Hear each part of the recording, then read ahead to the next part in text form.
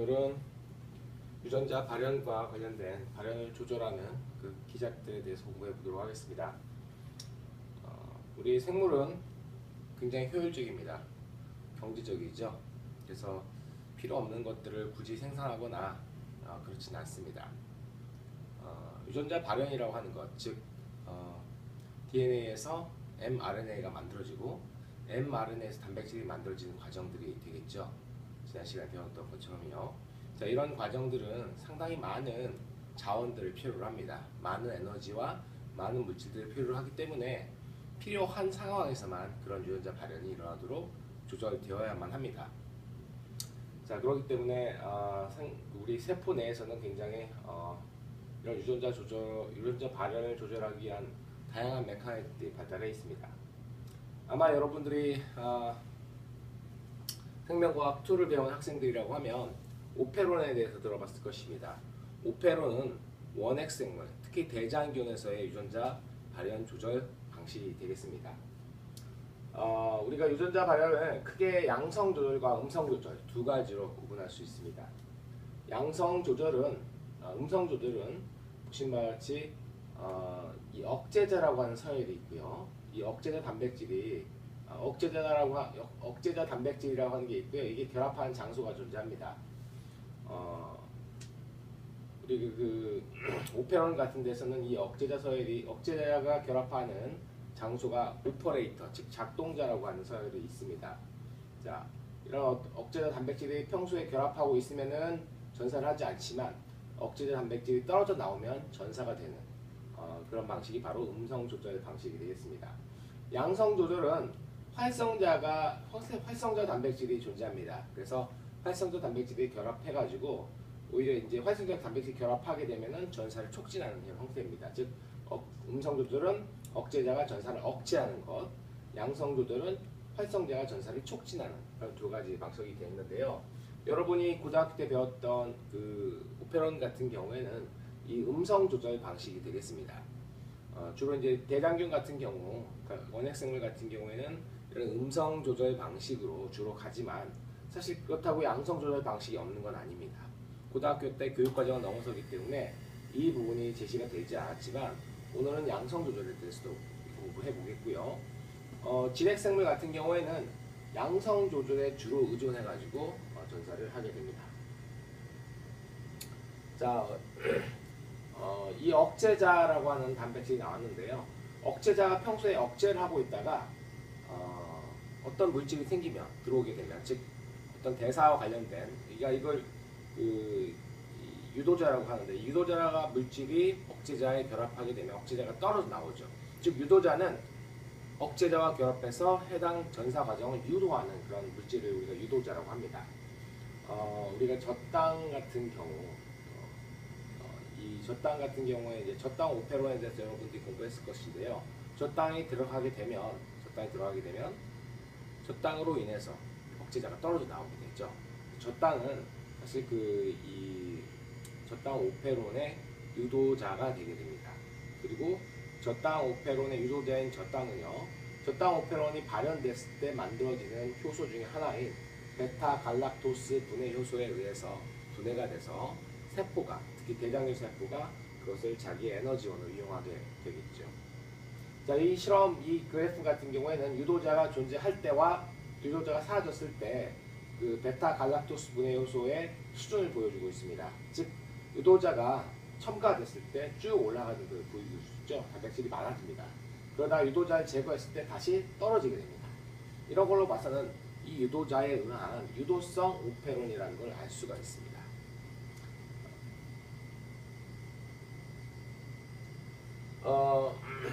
우리가 대사 경로 보면 이 전구체에서 여러 단계를 거쳐서 최종 산물이 만들어지는 게 이제 대사 경로인데요. 보통 많은 물질들이 이런 과정을 통해서 대사가 됩니다. 자, 그렇게 되면 이 대사 경로를 조절하는 두 가지 방식이 있습니다. 하나는 유전자 발현이 아니라 우리가 지난 시간에 예전에 공부했던 것처럼 효소의 구조 자체를 변형시켜서 하는 방식입니다. 즉 최종 산물이 효소 1번, 즉 효소 1번은 전구체에서 A, 즉 이 대사 경로의 첫 번째 단계가 되겠죠. 첫 번째 단계의 효소에 결합을 하게 됩니다. 그러니까 이 효소에 전구체가 결합하는 그런 활성 부위가 있고요. 그 다음에 이 최종산물이 결합하는 또 다른 자리가 있습니다. 그래서 이걸 우리가 다른 자리 입체성 조절이라고 합니다. 즉 최종산물이 효소의 어느 부위인지 효소일의 어느 부위인지 모르겠지만 그 부위에 결합하게 되면 효소일의 구조가 변하게 되고요. 그렇게 되면 효소일은 전구체와 결합을 할 수가 없습니다. 즉 이 반응을 내게 할 수가 없어요. 자, 이런 방식의 어떤 그 조절 방식이 있습니다. 이건 굉장히 빠르겠죠. 보시게 되면 최종산물이 이렇게. 근데 하지만 효소 1, 2, 3, 4, 5가 있기 때문에 사실 어떻게 보면 굉장히 빠르게 되지만 효소들은 기능을 하지 않는 그런 상태가 되겠죠. 자, 두 번째 방식은 전사를 조절하는 방식입니다. 즉 이 최종산물이 유전자 1, 2, 3, 4, 5의 이 전사를 억제해서 아예 효소 수준 자체를 낮추는 것입니다. 이렇게 되면 당연히 이 반응들이 진행되지 않게 되겠죠. 자, 이런 전사 조절의 방식이 있습니다. 그래서 이제 우리가 이번 시간에 주로 얘기할 것들은 바로 이런 전사 조절의 방식들이 되겠어요. 특히나 대장균 같은 원핵 생물들은요, 지금 여기 어떤 그 전구체에서 최종 산물을 만들어내는 이 과정들에 참여하는 여러 효소들이 있는데 이런 효소들을 패키지로 묶어가지고 같이 조절하게 됩니다. 즉 이 대사 경로를 다 같이 조절하게 되는데 이렇게 패키지가 된 유전자들 그리고 그것들을 조절하는 조절 요소들 다 합쳐가지고 우리가 그걸 오페론이라고 얘기를 합니다. 자, 여기 오페론을 가지고 있는데 오페론을 보고 있습니다. 락 오페론, 즉 저당 오페론이 되겠죠. 락 오페론에는 GYA라고 하는 세 개의 유전자가 있습니다. 이걸 우리가 구조 유전자라고 하는데요. 베타갈락토스 분해 요소 락G라고 합니다. 베타갈락토스 토사이드 투과 요소 유전자 락Y라고 하고요. 베타갈락토사이드 아세틸기 전달 요소 유전자가 있는데요. 이 중에 락Y는 이 락토스 즉 젖당을 세포 안으로 들여보내는 겁니다. 세포 안으로 들여보내야 우리가 대사할 수 있겠죠. 그 다음에 락G는 그거를 분해를 하는 것이죠. 그래서 젖당을 분해해서 포도당으로 이렇게 만드는 그런 역할을 하는 게 락G인데 두 개 다 핵심적인 유전자고요. 락A는 사실 그 젖당 대사 과정에서의 역할이 그렇게 자세히 알려져 있지는 않습니다. 자, 이 락오페론은요, 여기 보시면 이런 구조 유전자 3개와 작동자 서열, 그 다음에 프로모터 서열이 있습니다. 프로모터 서열은 바로 여기에 그 RNA 폴리머레이즈, RNA 중합효소가 달라붙는 자리가 되겠어요. 그리고 바로 근접한 자리에 작동자 서열이 있습니다. 그리고 이 락오페론 여기까지고요. 락오페론의 저 바깥쪽에서는 이 억제자 단백질, 즉 이 억제자 단백질 유전자가 있어서 여기서 만들어지는 단백질이 바로 이 작동자에 딱 결합을 하게 됩니다. 작동자에 결합하게 되면 락오페론 프로모터에 이 RNA 중합효소가 결합을 할 수가 없습니다. 얘가 방해를 하고 있기 때문에 그래요. 그래서 이 작동자에 억제자 단백질이 딱 결합하고 있으면요, 즉 억제가 된 상태겠죠. 이 유전자 반응이 억제가 되는 상태가 되겠습니다. 자, 제가 아까도 얘기한 것처럼 오페론은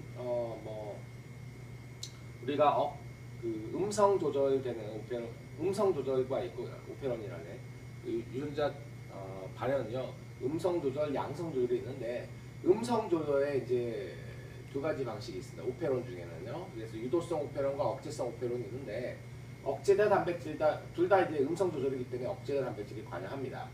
유도성 오페론은 평소에 억제자 단백질이 붙어 있어요. 그 다음에 억제성 오페론은요 평소에는 붙어 있지 않습니다. 그래서 이제 평소에 붙어 있기 때문에 평소에는 발현이 안 되다가 유도자가 들어오게 되면 발현하게 되는 게 유도성 오페론. 평소에는 안 붙어 있기 때문에 평소에는 잘 발현되다가 억제자가 들어오게 되면 죄송합니다. 그 억제 물질이 들어오게 되면 그 억제자랑 결합해가지고 그때서야 결합하게 되는 그런 억제성 오페론이 있어요. 유도성 오페론은 여기 보이는 것 같이 락오페론 같은 애들이 되겠고요. 억제성 오페론은 무언가를 만드는 동화작용과 관련된 그 오페론들이 되겠습니다. 예를 들어 트립토판 오페론 같은 경우 트립토판 아미노산을 만들어내는 그런 그 대사 과정에 관련된 오페론이지요. 이런 경우에는 억제성 오페론이 되겠어요. 그 다음에 락토스 오페론 같이 이화작용, 즉 뭘 분해하는 것과 관련된 것들은 유도성 오페론입니다. 잠시 생각해 보면요, 여러분 그 분해하는 물질들이 들어와야 돼. 분해하는 물질들 같은 경우에는요, 이 분해 대상 되는 물질들이 없으면 굳이 만들 필요가 없어요. 그러니까 평소에 억제돼 있어야 돼요. 그렇기 때문에 라고페론 같은 애들은 평소에 억제돼 있다가 락토스 같은 그런 그 실제로 얘가 분해가 되려고 하는 대상들이 들어오게 되면 이것들이 유도자로 작용해가지고 오페론을 켭니다. 하지만 이제 트립토판 같은 경우에 트립토판은 항상 필요하죠. 세포 내에서 항상 필요한 아미노산입니다. 그렇기 때문에 트립토판 같은 경우에는 평소에 항상 만들어져요. 그렇기 때문에 항상 켜져 있다가 트립토판이 너무 만들어졌다. 그러면 트립토판 자체가 억제자랑 결합을 해가지고요. 공동 억제자로 작용해가지고 이 트립토판 오페론을 끕니다. 즉 너무 많이 만들어졌기 때문에 그런 경우는 이제 억제성 오페론이에요. 둘 다 유도성이나 억제성이나 억제자가 기여를 하기 때문에 음성 조절 오페론이 되겠습니다. 근데 이제 그 오페론 중에서도 음성 조절되는 오페론 중에서도 활성자 단백질 조절을 받는 오페론들이 있어요. 바로 이 락 오페론도 역시 마찬가지가 되겠습니다.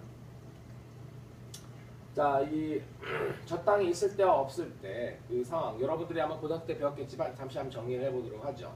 저땅이 없을 때는 굳이 저땅을 분해하거나 안으로 투과하는 효소들을 만들 필요가 없습니다. 평소에 억제자들이 결합을 해 있어요. 저땅이 없을 때는 억제자가 활성화된 상태로 존재해서 이 작동자에 결합해 있습니다. 그러면은 RNA 중합효소가 결합할 수 없게 되겠죠. 자, 저땅이 있을 때는 저땅이 유도자로 작동하는데 엄밀히 얘기하면 이 저땅이 아니라 락토스가 아니라 락토스의 약간의 변형체인 알로락토스가 여기에 결합을 하게 됩니다. 즉 여러분 이거는 이제 대학교 와서 새로 배운 것들이죠. 저땅이 결합하는 게 아니라 저땅의 변형체인 알로락토스가 유도자로 되게 돼 있어요. 그래서 알로락토스가 이 억제자에 결합하게 되면 억제자가 불활성화됩니다. 그래서 떨어져 나와요. 그러면 이때 RNA 중합효소가 프로모터에 결합해가지고 전사를 하게 됩니다. 그래서 필요한 효소들을 만들어내게 되어 있죠. 여기까지가 바로 이제 이 음성 조절 체계가 되겠고요. 이 락 오페론은 양성 조절 체계도 갖고 있습니다. 즉 활성자가 있어요. 락 오페론의 활성자는요. 여기 보시면 이 CRP이라고 하는 것들이 있는데요. 자, CRP와 CAMP가 결합한 복합체가 있습니다. 자, CAMP는 ATP가 우리가 이제 2차 전달자에서 배웠을 거예요. ATP가 변형된 형태가 되겠죠. 자, 이 CAMP는 언제 나오냐면 여러분 그 포도당 같은 우리 중요한 대사 물질들이 부족할 때 이 CAMP가 이 세포 내에 많이 생성됩니다. 즉 이 CAMP가 존재한다는 뜻은요. 포도당이 없다는 뜻이에요. 포도당 같은 것들이. 그러면 이 포도당이 없을 때 CAMP가 만들어지면 이 CAMP와 CRP가 결합해요. 그러면 이게 이제 활성화된 상태가 됩니다. 얘들은 이 프로모터 근방에 결합을 해가지고요.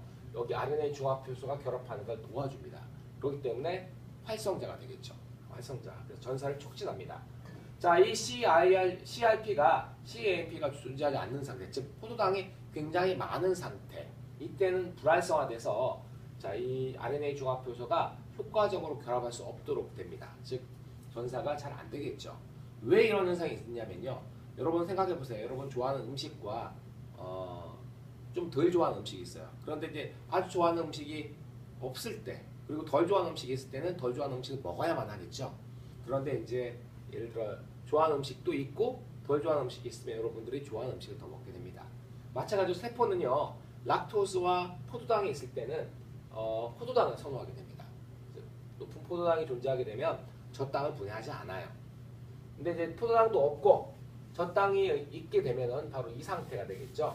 여기에 나와 있지 않지만 젖당이 있는 상태에서는 억제자가 결합하지 않죠. 그렇죠?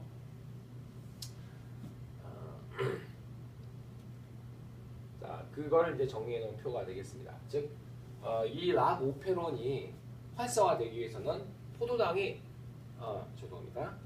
포도당이 이 없는 상태, 즉 사이클릭 AMP가 높은 상태가 되고 젖당이 있는 상태가 되어야만 락 오페론 유전자 전사가 높은 수준으로 유지가 되게 됩니다. 그래서 젖당을 이용하게 될 수 있죠. 즉 젖당 이용은 젖당만 존재한다고 되는 게 아니라 포도당이 없는 상태가 되어야만 젖당을 이용하게 됩니다.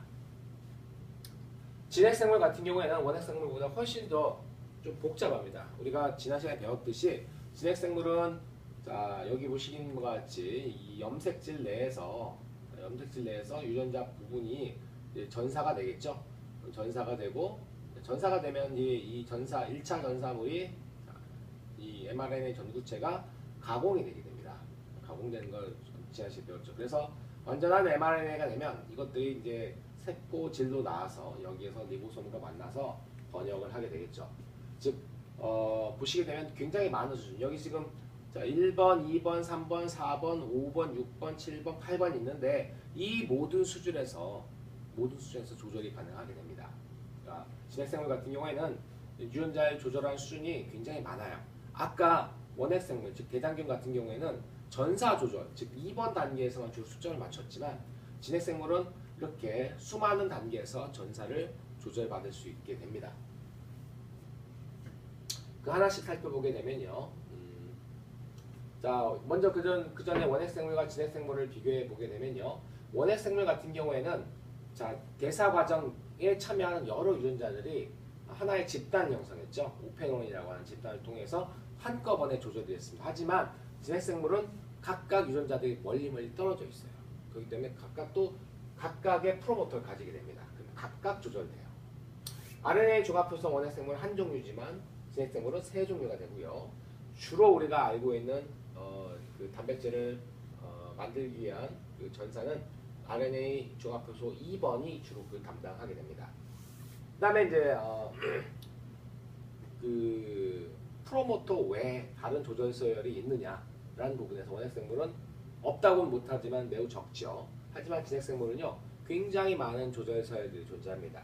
이게 이제 진핵생물의 그 매력이 되겠죠. 그다음에 전사 개시는 프로모터의 RNA 중합효소가 결합하기만 하면 됐지만 그다음에 이 진핵생물 같은 경우에는 RNA 중합효소가 결합하기 위해서는 굉장히 많은 단백질들이 여기에 보조를 하게 됩니다. 잠시 후에 살펴보도록 하죠. 자, 진핵생물의 전사가 개시되는 과정이 되겠습니다. 진핵생물의 전사는 역시 RNA 중합효소가 이 프로모터에 결합하는 걸로 시작되겠죠. 근데 RNA 중합효소가 그냥 프로모터에 결합하는 게 아니라 그걸 도와주는 많은 전사인자들이 존재합니다. 여기 보게 되면 TF라고 써있는 것들은 Transcription Factor, 즉 전사인자를 의미합니다.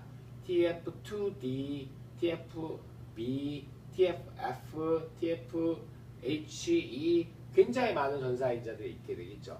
자, 이것들이 순차적으로 결합합니다. 즉 TF2D가 결합하고 그 다음 B가 오고 이렇게 되면 RNA 중합효소와 F가 같이 붙게 되고요. 여기에 E와 H가 왔을 때 비로소 이 RNA 중합효소가 전사가 준비가 되게 됩니다. 이걸 우리가 전사 개시 복합체라고 얘기를 하죠. 이렇게 굉장히 많은 전사인자와 RNA 중합효소가 결합한 것들을 전사 개시 복합체라고 하는데 이렇게 되어야만 전사가 시작됩니다. 굉장히 복잡하죠. 그리고 여기에 나와있던 이 2F2D를 비롯한 FB, E, F, H 이것들을 전부 다 기본 전사인자라고 합니다. 즉 기본 전사인자는 모든 유전자에, 즉 그 진핵생물에 있는 모든 유전자에 해당이 되게 됩니다. 자, 그 외에도 기본 전사인자 외에도 특수 전사인자들인데 이거는 유전자에 따라 다 달라요. 그러니까 유전자에 따라서 특수 전사인자들이 다 다릅니다.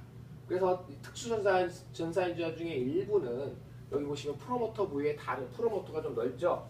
프로모터의 어느 특정 부위에 결합하는 애들도 있고요. 특수 전사인자 중에 또 다른 일부는요. 이 프로모터와 상관없는 굉장히 먼 서열들. 예를 들어 우리가 이런 서열들을 증폭자라고 얘기합니다. 이런 증폭자에 결합을 하게 됩니다. 어떻게 먼데 얘한테 영향을 미치냐? 이걸 나중에 알려보니까 이 유전자들이 이렇게 DNA가 꺾일 수가 있죠. 그래서 저 멀리 있지만 꺾여가지고 여기에 영향을 미치게 됩니다. 그래서 지금 여기 보시는 것 같이 이 전사 개시 복합체를 활성화시키는 데 도움을 주게 되겠죠. 이렇게 되면 전사가 실행되는 방식이 되겠습니다. 즉 전사가 시행돼도 보시게 되면 수많은 전사인자들이 관여하게 되겠죠. 여러분 중간고사에 봤던 그런 콜티솔과 결합하는 그 콜티솔 수용체도 바로 이런 특수 전사인자 중에 하나에 되겠습니다. 자, 이런 전사인자들은요 DNA 부위에 결합을 하게 되는데요. 여기 보시는 바와 같이 알파 나선 구조와 굴절 한번 꺾이는 구조, 그 다음 다시 알파 나선 구조를 가진 나선 굴절 나선 모티프라고 하는 이런 부위를 자기 단백질 부분에 가지고 있어요. 그래서 이런 부위를 가지고 있는 애들은 보통 전사인자의 가능성이 매우 높습니다. 자, 이제 진핵생물과 원핵생물에 대해서 살펴봤으니까 바이러스에 대해서 좀 살펴보도록 하죠. 갑자기 뜬금없이 바이러스가 나오는데 바이러스는 아주 중요한 실험 재료였습니다. 이런 어떤 유전자 발현과 관련된 부분들을 연구하는데 많은 도움이 됐죠. 그리고 이제 바이러스 생활사에 대해서 여러분들이 자세히 좀 알아둘 필요는 있습니다. 자, 기본적으로 여기 지금 우리가 많이 연구된 바이러스 중에 하나가 바로 대장균에 기생하는 박테리오파지입니다. 박테리오파지는 세균을 먹는 이라는 뜻입니다. 제가 전에도 한번 설명했었죠. 자, 세균이 있으면요, 박테리오파지가 세균에 들러붙게 되겠죠. 그러면 자신이 갖고 있던 DNA 서열을 숙주세포 내부로 집어넣게 됩니다. 자, 이 DNA 서열을 이용해서 DNA 서열에는 당연히 이 박테리오파지를 만들거나 자기 DNA를 복제하는 여러 정보들이 들어있겠죠. 자, 그런 정보들을 숙주가 가지고 있는 리보솜이라든지 숙주가 가지고 있는 재료를 이용해서 자기를 DNA를 복제하고 또 그 DNA로부터 자기 이 단백질 껍데기를 만들고 이걸 조립해가지고 이 숙주 세균을 터뜨리고 나오는 이런 하나의 주기가 있어요.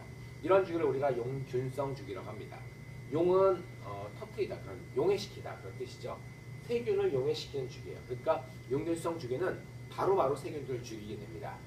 하지만 일부 바이러스 같은 경우는, 일부 바이러스들 같은 경우에는 숙주세포를 바로 죽이지 않고요. 죽이게 되면 이 DNA가 프로파지라고, 그러니까 숙주의 염색체에 끼어 들어가는 단계가 있어요. 그러니까 숙주의 염색체에 끼어 들어가게 되면 이 서열을 우리가 프로파지라고 합니다. 프로파지. 자, 프로파지가 숙주의 염색체가 이제 숙주가 분열할 때마다 이 염색체들도 같이 분열하게 되겠죠. 자, 이럴 때 같이 동거동락을 하다가 어느 상황에 되면 용균성 주기로 가가지고 숙주세포를 죽이게 됩니다. 즉 이렇게 쭉 살아가다가 숙주세포가 좀 시들시들하거나 죽게 되는 상황, 굉장히 위험한 스트레스 상황이 되게 되면요, 이 바이러스가 이 용균성 주기로 들어가서 숙주세포를 죽이면서, 터뜨리면서 자기를 후손들을 바깥으로 내보내게 되는 것이죠. 자, 이런 어떤 이 박테리오파지의 두 가지 생활사에 대해서 좀 잘 보시고요. 그 다음에 여기는 HIV, 즉 사람에게 면역 결핍, 사람의 후천성 면역 결핍증을 유발하는 바이러스가 되겠습니다. 이 HIV는요, RNA를 가지고 있습니다. 단백질 대신에 RNA를 가지고 있고요. 자, 이 바이러스 안쪽에 보게 되면 파란색으로 역전사 효소라는 게 들어있죠. 이 역전사 효소와 RNA가 되어 있는데 이것들은 바이러스 껍데기들이 둘러싸고 있고요. 그 바깥에 또 뭐가 들어있냐면 우리 세포막에 인지질과 같은 것들이 또 밖을 둘러싸고 있습니다. 이렇게요. 그래서 이제 이 경우 이제 이런 바이러스들은 보통 뭐 DNA 대신에 RNA, 그다음에 단백질 껍데기, 또 역전사 요소도 단백질이니까 단백질 되겠죠. 그 외에도 인지질을 가지고 있는 경우가 있습니다. 그리고 여기 지금 보라색으로 되어 있는 건 뭐냐면, 보라색으로 되어 있는 이런 그 단백질들은 인지질에 박혀 있는 이 바깥에 박혀 있는 단백질이 되겠는데요. 얘들은 숙주세포를 인식하는 데 도움을 주게 됩니다. 자, 얘들이 자기의 표적세포, 이 HIV의 표적세포는 도움 T세포라고 하는 면역세포가 되겠습니다. 이 면역세포를 인식해서 들어가게 돼요. 그러면 이 내부에는 RNA를 집어넣게 되겠죠. 이 RNA는요, 단일가닥 RNA인데요. 단일가닥 RNA가 이중가닥 DNA가 돼야 돼요. 흡사, 앞에서 봤던 용원성 주기처럼 이 HIV 바이러스는 자기의 그 DNA 이중가닥 DNA를 숙주의 DNA에 끼워 넣습니다. 그래서 프로파지와 같은, 즉 프로바이러스 상태를 존재해요. 프로바이러스 상태가 존재하면서 숙주가 가지고 있던 RNA 종합효소라는 이런 걸 이용해서 자기의 그 바이러스 RNA를 쭉 만듭니다. 그리고 이 바이러스 RNA를 번역시켜서 바이러스 단백질, 자기 껍데기, 그 다음에 RNA 종합효소, 여기 보시게 되면 이 파란색 역전사 효소를 만들게 돼요. 그 다음에 일단 이제 껍데기에 들어가는 그런 보라색 단백질을 만들어내게 되겠죠. 그래서 만들어서 바깥으로 나오게 됩니다. 자, 그럼 얘가 바깥으로 나오게 되면서 숙주가 가지고 있던 이 세포 막에 있는 성분들을 끌고 나오게 되죠. 그래서 얘들은 인지들이 밖을 둘러싸고 있는 형태를 가지고 있습니다. 자, 여기 제가 설명을 안 했지만 이 역전사 효소는 뭐냐면요. 자, 전사라고 하는 거는 DNA에서 RNA가 만들어지는 과정이죠. 예전에 사람들은 DNA에서 RNA, RNA에서 단백질 요 과정들, 즉 중심 원리 요 순서가 변하지 않는다고 봤습니다. 그런데 이게 발견되면서 DNA에서 RNA로만 갈 수 있다고 생각했는데 RNA에서 DNA로 가는 게 밝혀졌어요. 전사를 거꾸로 가기 때문에 이걸 우리가 역전사라고 합니다. 역전사하는 효소가 있어요. 그래서 이런 바이러스들, 즉 단일 가닥 RNA 바이러스들이 이제 역전사를 통해 가지고 이런 프로바이러스가 되는 형태가 되는데 이런 어떤 바이러스 종류를 우리가 레트로 바이러스라고 합니다. 레트로, 거꾸로 가다라는 뜻이죠. 그래서 레트로 바이러스라고 얘기를 해요.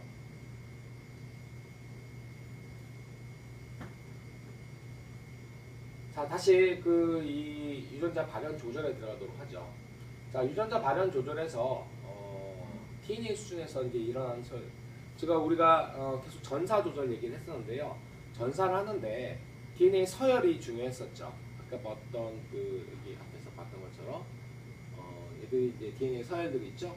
프로모터 서열들이 무엇이냐, 그 다음에 증폭자 서열이 무엇이냐, 이 서열 정보들이 바로 이 전사인자들이 와가지고 결합해서 전사를 촉진하는 형태였는데, 자, 근데 이런 프로모터 서열에 DNA 서열은 안 바뀌는데 얘들이 안 오는 경우가 있어요. 왜 그러지? 나중에 자세히 보니까 이 프로모터 서열에 보면 C와 G가 있는데 특히 C 같은 경우에는 이 메틸화가 될 수 있습니다. 즉 염기에 메틸기가 달라붙어요. 메틸기가 달라붙는다고 해서 C, G 사이에 어떤 상부 결합에 손해되는 건 없어요. 그런데 희한하게 프로모터 서열에 있는 이 C에 메틸기들이 이렇게 딱 달라붙게 되면요, 그 프로모터 서열에 RNA 중합효소가 들러붙지 못하게 돼요. 그래서 그 프로모터 서열이 담당하는 유전자 발현이 억제가 됩니다. 그래서 DNA 메틸화를 통해 가지고 유전자 발현을 억제시킬 수가 있어요. 실제로 많은 유전자들이 특히 이제 수정란에 있는 유전자들이 다 필요한 건 아니죠. 처음에 이제 발현된 유전자들이 있는데 그런 유전자를 제외하고는 다 프로모터 서열에 메틸화가 돼 있어요. 그래서 평소에는 이 발생 초기에는 발현이 되지 않다가 나중에 그 메틸화가 풀리면서 순차적으로 유전자가 발현이 되게 되는 그런 어떤 메커니즘이 존재합니다. 그래서 DNA 메틸화를 통해 가지고, 즉 DNA 서열을 바꾸지 않았음에도 불구하고 이 메틸화를 통해 가지고 유전자 발현을 억제하거나 촉진할 수가 있어요. 즉 이 메틸화를 되게 되면 프로모터 서열의 C에 메틸화를 막 시키면 억제가 되고, 이 메틸기를 제거하게 되면 탈메틸화라고 했죠. 이 메틸기를 제거하게 되면 어떻게 돼요? 전사가 촉진이 되는 그런 현상이 되겠습니다. 이걸 우리가 서열의 변화는 없지만 이 메틸레이션 같은 걸 통해서 이루어지기 때문에 이걸 우리가 후성적 변화라고 합니다. 그리고 최근에 뜨고 있는 이 분야이기도 하죠. 우리가 이런 종류의 유전학을 우리가 후성 유전학이라고 얘기를 합니다. 또 후성적 변화의 또 두 번째 케이스가 뭐가 되냐면, 이 경우에는 아세틸기가 붙는데 DNA 서열에 아세틸기가 붙는 게 아니라 우리가 이제 DNA 서열이 꼬고 있는 단백질이 있습니다. 우리 핵 안에서요. 이걸 우리가 히스톤이라고 하는데, 이 히스톤기에 이 아세틸기가 결합을 하게 되면요, 히스톤 원래 결합하지 않은 상태에서 굉장히 타이트하게 이렇게 응축된 상태였는데 여기에 아세틸기가 결합하게 되면 애들이 풀리는 상태가 됩니다. 생각해 보세요, 여러분. 이 타이트한 상태, 그다음에 풀린 상태, 어느 쪽이 훨씬 더 유전자 발현이 잘 될까요? 당연히 아래쪽이 되겠죠. 왜냐하면 여러분, RNA 중합효소가 오려면 주변에 방해물이 없어야 돼요. 그런데 이런 경우에는 DNA 주변에 히스톤이 꽉꽉 뭉쳐져 있기 때문에 여기서 RNA 중합효소가 접근하기가 어렵습니다. 하지만 이렇게 풀린 상태라고 하면 RNA 중합효소가 접근해서 유전자 발현을 촉진할 수가 있게 되겠죠. 자, 이런 식의 어떤 발현, 역시 이것도 후성적 변화라고 볼 수 있습니다. DNA 서열에는 아무런 변화가 없어요. 다만 DNA와 DNA 사이토신이라든지 아니면 DNA가 감싸고 있는 이런 히스톤의 약간의 그런 화학적 변화가 바로 유전자 발현을 조절하기 때문에 이것도 역시 후성적 유전자를 후성 조절이라고 볼 수가 있습니다. 자, 후성 조절이 좀 광범위하게 일어나는 경우를 보고 있습니다. 여러분, 남성 같은 경우에는 X 염색체 하나, 여성은 X 염색체 2개예요. 염색체가 2개 있으면 원래 이론적으로 치면요, 유전자 발현이 2배가 돼야 됩니다. 하지만 그렇게 되면은 상당히 곤란한 상황이 될 수 있어요. 유전자 발현이 많이 된다고 해서 좋은 게 아니거든요. 그래서 여성 같은 경우에는 X 염색체 2개가 있지만 체세포에서 그 X 염색체 2개 중에 하나가 임의적으로, 즉 무작위적으로 불활성화가 됩니다. 애들 같은 경우는 그러니까 그 안에 있는 유전자들이 발현을 하지 않게 돼요. 이것도 일종의 후성적 변화인데 왜 그런 현상이 일어나는지를 사람들이 조사해봤더니 여기 보시게 되면 X 염색체 위에 지스트라고 하는 유전자가 있습니다. X 지스트라고 하는 유전자가 있는데 이 유전자의 산물은 mRNA가 되죠. 당연히 전사가 되면. 근데 이 RNA가요, 이 RNA가 뭐 단백질을 만드는 게 아니라 자기가 전사되었던 그 염색체 부위에 들러붙어요. 막 이렇게 들러붙게 됩니다. 들러붙고 메틸화 시킵니다. 여러분 메틸화의 반응 아시죠? 메틸화가 되면 유전자 발현이 안 되죠. 그 다음에 히스톤 탈아세틸화 시켜요. 즉 히스톤이 느슨하게 되어 있는 것들을 히스톤 탈아세틸화, 즉 아세틸기가 없애면서 히스톤과 즉 이 DNA 서열들을 강하게 응축시킵니다. 그래서 얘들이 똘똘똘똘 뭉치게 되고 유전자 발현이 되지 않는 그런 상태가 돼요. 이렇게 되면은 여기 보이는 것 같이 X 염색체가 보시면 굉장히 하나가 강하게 응축된 상태가 됩니다. 이걸 이제 하나는 느슨하게 풀린 상태, 하나는 강하게 응축된 상태가 되는데 이렇게 강하게 응축된 X 염색체를 우리가 바소체라고 합니다. 바라고 하는 사람이 이걸 발견했기 때문에 그 이름을 따서 우리가 바소체라고 얘기를 하죠. 이것도 일종의 후성적 변화라고 볼 수 있습니다. 염색체 전체 수준에서 일어나는 후성적 변화라고 볼 수 있어요. 자, 이제 전사가 이루어졌습니다. 자, 전사가 됐으면 전사 단계에서 전사가 끝난 단계에서 어떤 또 조절이 일어날 수 있냐면 사람의 유전자는 약 한 2만 개 정도 됩니다. 사람의 휴먼 지놈 프로젝트 결과 사람의 전체 DNA 서열을 다 조사했더니 2만 개예요. 근데 사람이 만들어낸 단백질은 10만 개 정도 됩니다. 예전에 사람이 만든 단백질 한 10만 개 되니까 유전자가 10만 개 정도 있을 거라 생각했지만 유전체 서열을 딱 분석해보니까 2만 개밖에 없어서 사람들이 깜짝 놀랐어요. 그런데 그 비밀이 뭐가 있냐면, 자, 보시게 되면 우리 그 진핵생물 같은 경우에는요, 엑손과 인트론으로 되어 있다고 했죠. 그리고 1차 전사물, 즉 순전히 엑손과 인트론을 전부 다 전사하는 걸 우리가 1차 전사물이라고 하는데, 자, 이거를 그냥 엑손끼리 다 이어붙느냐, 즉 1, 2, 3, 4, 5, 6을 다 그냥 이어붙일 수 있지만 그렇지 않고 어떤 경우에는 1, 2, 4, 5, 6, 어떤 경우에 1, 3, 5, 6, 어떤 경우에 1, 3, 4, 5, 6 이렇게 붙여놓을 수 있어요. 뭐 이렇게 무슨 뭐 게임 하듯이 이렇게 되는데 이걸 우리가 대체 짜깁기라고 합니다. 이런 대체 짜깁기를 통해 가지고 이렇게 하게 되면 전부 다 다른 단백질이 되는 거예요. 기능이 다른 단백질. 그래서 굉장히 많은 하나의 유전자에서도 여러 가지 단백질들을 만들어낼 수 있는 이런 어떤 조절 방식이 되겠습니다. 이렇게 해서 이제 또 조절이 될 수 있고요. 또는 자, 지금은 이제 아까 이 대체 짜깁기 같은 경우에는 번역이 되기 전 단계죠. 자, 번역 단계에서도 역시 조절이 가능합니다. 자, 번역 단계에서도 보게 되면 즉 mRNA가 있어요. 세포질로 나온 mRNA가 있는데 이 세포질로 나온 mRNA를 다 없애버릴 수가 있습니다. 그 없애버리는 데 관여하는 것이 바로 이 왼쪽에 있는 마이크로 RNA와 소형 간섭 RNA예요. 원래 이 마이크로 RNA와 소형 간섭 RNA는요, 우리가 가지고 있는 유전자입니다. 얘들이 전사가 되면요, 역시 얘들도 단백질을 만들지 않아요. 단백질을 만들지 않고 마이크로 RNA 같은 경우에는 이런 구조를 띠게 되겠죠. 그 다음에 소형 간섭 RNA는 그냥 되는데 얘들이 이중 가닥에 보면 부위를 만들어내게 되는데 이 부위를 인식하게 돼요. 이 다이스라고 하는 애들이 얘를 인식해서 절단해요. 딱 절단하고 이 마이크로 RNA와 이 소형 간섭 RNA의 일부 서열들을 자기가 딱 가져요. 단일 서열, 이중 가닥 서열이 있죠. 지금 보게 되면요. 이 단일 가닥 서열들을 자기가 딱 갖고 있고 이 서열들을 가지고 있는 이 서열과 상호적인 mRNA 서열들을 다 없애버립니다. 없애거나 아니면 번역을 억제하거나 이런 방식이 되겠어요. 즉 마이크로 RNA는 번역을 억제하는 방식, 소형 간섭 RNA는 요거가 있으면 이 mRNA를 분해하는 방식으로 결국은 어떤 유전자인지 모르겠지만 지금 이 유전자들을 억제를 하게 되는 겁니다. 유전자의 발현을 억제하게 되는 것이죠. 원래 이 마이크로 RNA랑 이 소형 간섭 RNA의 원래 목적은요, 바이러스 서열들을, 그러니까 바이러스가 자기의 그러니까 사실 얘들 서열들이 상부적 결합한 서열들이 주로 이제 아까 봤던 레트로바이러스라든지 외부에서 들어온 바이러스 서열들과 상부적 결합해요. 그러니까 바이러스의 그런 메신저 RNA들이 이렇게 만들어지게 되면요, 얘들과 결합해서 그것을 못 만들게 만듭니다.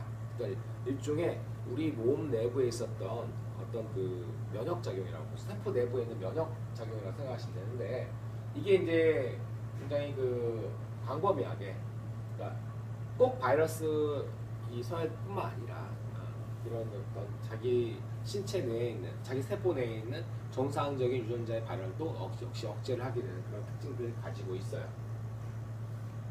이거에 대해서는 이제 또 자세히 또 설명할 때가 있을 것 같습니다. 자, 이거는 지금 그 번역을 억제하는데, 얘들이 결합해서 번역을 억제하거나, 즉 번역을 아예 그 mRNA를 없애서 하는 방식이 되겠고요.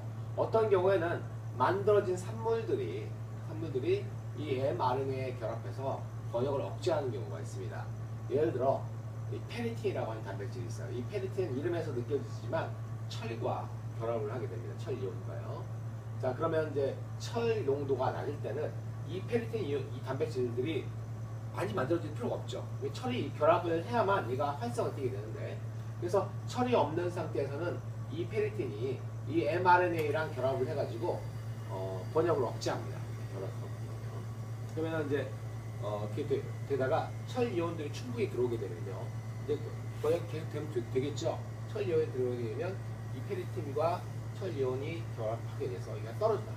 그러면 번역이 쭉 되고 계속 페리틴이 만들어지고 철 이온이 충분하니까 결합해가지고 정상적인 단백질들이 만들어질 수 있게끔 도와주게 됩니다. 즉 이거는 번역 억제자에 의한 번역, 어쨌든 이 왼쪽과 오른쪽 전부 다 번역 수준에서의 조절이 되겠습니다. 자, 그 다음에 단백질이 만들어졌어요. 단백질이 만들어지면 단백질이 필요 없게 되면 제거를 해야 되겠죠. 그 제거를 하는 그 역할을 하는 게 바로 여기 보면 프로테아솜이라고 하는 단백질이 있습니다. 거대 단백질이에요. 그래서 이 프로테아솜이 필요 없게 된, 쓸모없게 된 단백질들을 다 분해하게 됩니다. 아미노산을 분해하고 이 아미노산 다시 재활용이 되겠죠. 그럼 도대체 이 프로테아솜은 쓸모없는 단백질들을 어떻게 인식하느냐? 우리 세포에 어떤 단백질이 있으면요, 이 세포에 어떤 특정 효소들이 유비키틴이라고 하는 단백질, 그 유비키틴이라고 하는 신호들을 여기에 붙이게 됩니다. 보라색으로 되어 있는 것들이 있죠. 이 유비키틴이 붙게 되면요, 유비키틴은 이 단백질을 없애주세요 하고 하는 어떤 그 제거 신호가 되겠어요.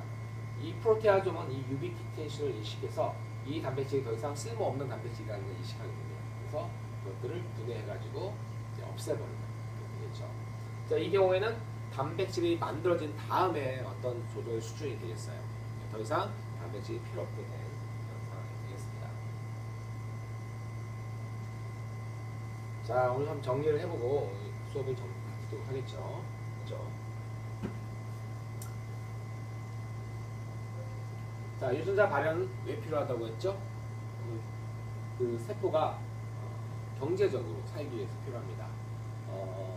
유전자 발현의 조절은 전사 수준의 조절이 있는데, 전사 수준을 크게 두 가지로 구분하면 억제자에 의한 음성 조절. 억제자가 들러붙어 있으면 억제되는 거죠. 그 다음에 활성자에 의한 또는 촉진자에 의한 양성 조절이 있습니다. 여기 지금 촉진자 단백질이 되어 있는데 이거 활성자로 바꿔야 되겠어요. 자, 활성자에 의한 양성 조절. 즉 얘가 결합하면 전사가 촉진되는 스타일이 되겠습니다. 그래서 여기 보게 되면 이거 락오페론이 나와 있는데요. 락오페론은 이런 구조로 되어 있죠. 보조 유전자 3개, 작동자 서열 하나, 그 다음에 프로모터 하나가 되어 있습니다. 자, 이렇게 락오페론이 있고요. 락 오페론 같은 경우에는 양성과 음성 조절이 다 됩니다. 우리가 알고 있던 방식은 음성 조절 방식이죠. 여러분이 고등학교 때 배웠던 거거든요. 그래서 억제자가 활성된 억제자가 평소에는 결합하고 있습니다. 작동자에 결합하고 있다가 그래서 이게 결합하고 있으면 RNA 종합해서 결합하지 못하겠죠. 그러다가 유도자 즉 락토스 엄밀히 얘기하면 락토스의 배형체인 알로락토스가 여기에 결합하게 되면 얘가 불활성화가 됩니다. 그래서 떨어져 나와요. 그러면 비로소 RNA 종합해서 들어가가지고 이 락토스를 분해할 수 있는 효소들을 만들어야 됩니다. 자, 한편으로는 또 촉진, 그 활성자에 의한 양성 조절도 하게 되는데요. 즉, 락토스만 있는 게 아니라 포도당이 존재하는 상태가 또 이 중요한 변수가 됩니다. 즉, 포도당이 없고 락토스가 존재하는 상태에서만 얘들이 주로 전사될 수 있도록 합니다. 즉, 포도당이 없을 때는 사이클릭 AMP, 즉 CAMP가 많이 만들어져서 이 사이클릭 AMP와 CRP가 결합을 하게 되는 이런 복합체가 여기 그 프로모터 주변에 결합을 하게 되고요. 그럼 얘는 이 RNA 중합 효소가 이 프로모터에 결합하는 걸 촉진시켜요. 이건 일종의 활성자 역할을 하게 되는 것입니다. 즉 활성자는 사이클릭 CRP 플러스 사이클릭 AMP의 컴플렉스가 활성자 역할을 하게 돼요. 자, 그러니까 이 두 가지 조건, 즉 낮은 포도당 농도 젖당이 존재하는 상태에서만 이 락오페론이 발현될 수 있도록 도와줍니다. 자, 진핵생물 같은 경우에는 핵과 세포질, 이 수많은 단계를 이렇게 거치게 되겠죠. 이 각각의 단계에서 다 조절이 됩니다. 발현이요. 원핵생물 같은 경우는 이 전사 조절 중심으로 되어 있지만 진핵생물들은 각각의 단계에서 다 조절이 돼요. 그래서 이제 여기 보시게 되면 진핵생물의 전사 개시도 그냥 RNA 중합효소만 결합하는 게 아니라 기본 전사인자들이 일반 전사인자들이 결합을 하게 되겠고요. 또 특수 전사인자들이 이것들의 그 발현을 조절을 하게 됩니다. 그 다음에 이 박테리오파지의 생활사 두 가지, 용균성 주기와 용온성 주기가 있는데요. 용균성 주기는 바로 숙주세포를 죽이는 단계고요. 용온성 주기는 숙주세포의 염색체에 끼어 들어가는 프로파지 상태로 쭉 살다가 나중에 이제 이 박테리아를 죽이게 되는 단계가 되겠습니다. 자, 그래서 여기 보시게 되면 이거는 또 그 사람의 HIV, 사람의 후천성 면역 결핍증을 유발하는 HIV 그 바이러스의 생활사를 보고 있습니다. HIV 바이러스는 역전사라고 하는 단계, 자기의 역전사 요소를 이용해서 단일 가닥 RNA부터 이중 가닥 DNA를 만들어서 이거를 숙주세포의 염색체에 끼어 들어가는 프로바이러스를 상태로 들어가게 됩니다. 그 프로바이러스가 있으면서 자기의 그 단백질들을 만들어내게 되겠죠. 그래서 꾸준히 만들어내면서 숙주세포를 약화시켜요.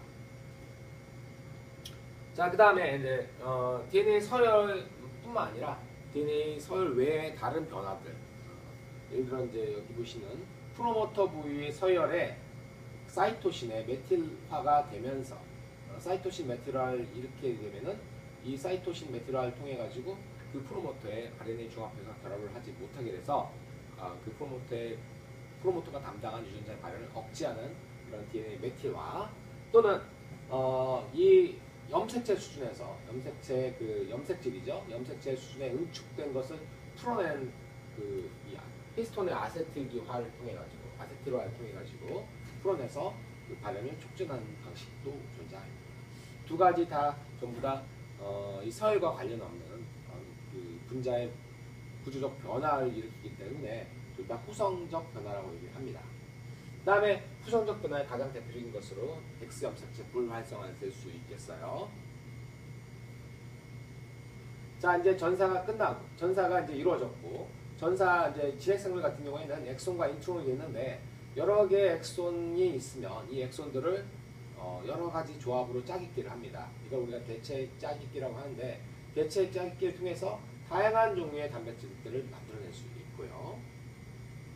또는 번역 수준에서 조절도 가능한데, 예를 들어 마이크로 RNA라든지 소형 간섭 RNA들이 자기 RNA들이 전사가 돼서 자기 그 조각들과 일치되는 상부적인 서열들이 있는 mRNA에 그 서열을 분해하거나 mRNA 서열을 결합해가지고 이거에 번역을 억제하는 방식으로 그 기준의 발현을 조절할 수도 있습니다. 또는 여기 만들어진 것처럼 산물 자체가 직접 mRNA에 결합해서 번역을 억제할 수도 있습니다. 마지막으로 단백질 만들어진 것들이 분해가 되면서 단백질이 이제 더 이상 필요 없는 단백질들 이런 것들을 유비키틴을 통해서 유비키틴 꼬리표를 붙이고 이 꼬리표가 붙여진 것들을 거대한 단백질 분해 요소인 이 프로테아솜이 인식해가지고 단백질을 분해시키는 이런 방식도 있게 되겠죠. 네, 오늘 여기까지 하겠습니다.